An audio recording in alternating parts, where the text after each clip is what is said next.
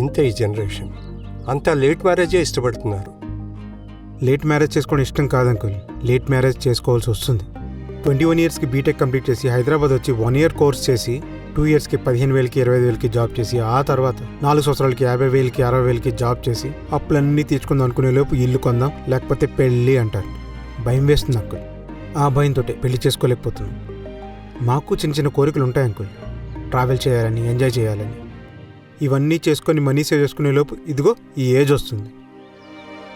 మా 90s generation కిడ్స్లో competition ఎక్కువ uncle, settle అవ్వడం చాలా కష్టం. మాకున్న కాంపిటీషన్స్ కంటే మీకున్న కాంపిటీషన్స్ చాలా ఎక్కువ. పద, పెళ్లి ముహూర్తాల తర్వాత చూసుకోవచ్చు, ముందు భోజనం చేద్దాం. పద. సరే.